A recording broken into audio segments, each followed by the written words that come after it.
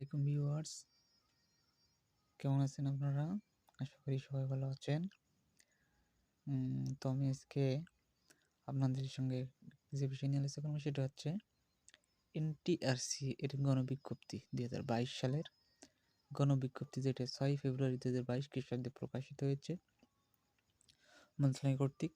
এবং এখানে বিভিন্ন সুবিধা অসুবিধা এবং বর্তমান প্রেক্ষাপট নিয়ে আলোকপাত করা হয়েছে।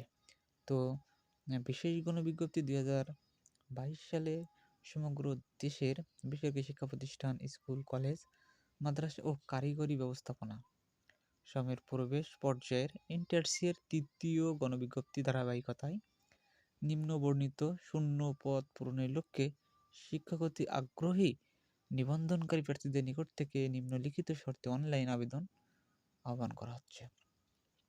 তো শিক্ষা প্রতিষ্ঠানের ধরন স্কুল, কলেজ, মাদ্রাসা, কারিগরি ও ব্যবসায়িক ব্যবস্থাপনা।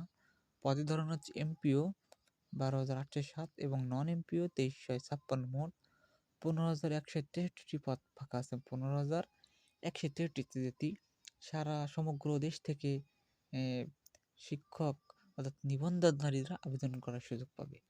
তো এখানে যে বিষয়টি সবচেয়ে বেশি মার্ক করা হয়েছে সেটা হচ্ছে প্যানেলভাবে এটি হওয়ার সম্ভাবনা খুবই বেশি।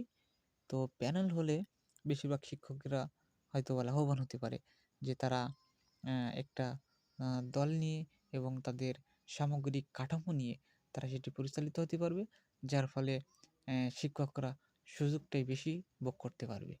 তো যাই হোক, আমি এই বিষয় নিয়ে কথা বলছি না, আমি কথা বলছি যে ৭/২/২০২২ তারিখে এটি প্রকাশিত হয়েছে এবং এটি আবেদনকারী আবশ্যিকভাবে এনটিআরসি কর্তৃক সংশ্লিষ্ট বিষয়ে নিবন্ধনধারী এবং সমন্বিত মেধা তালিকা হতে হবে, অর্থাৎ যারা নিবন্ধন পাশ করছে শুধুমাত্র তাই আবেদন করতে পারবে। তো শিক্ষা মন্ত্রণালয় মাধ্যমিক ও উচ্চশিক্ষা বিভাগ এবং কারিগরি ও মাদ্রাসা শিক্ষা বিভাগ জনবল কাঠামো ও এমপিও নীতিমালা অনুযায়ী তথ্য ও যোগাযোগ প্রযুক্তি বিষয়ে বিভিন্ন পদের জন্য নিম্নরূপ শিক্ষাগত যোগ্যতা বিশেষভাবে অনুসরণীয়, অর্থাৎ বিভিন্ন ক্যাটাগরি, বিভিন্ন শিক্ষার যে মানদণ্ড সেটি অনুযায়ী, এবং কম্পিউটার বিজ্ঞান, ইঞ্জিনিয়ারিং, প্রযুক্তি, আইটি, যোগাযোগ প্রযুক্তি বিষয়ে অভিজ্ঞতা সম্পন্ন এবং নিবন্ধনধারীরা যাদের পাশ রয়েছে শুধুমাত্র তারাই আবেদন করতে পারবে।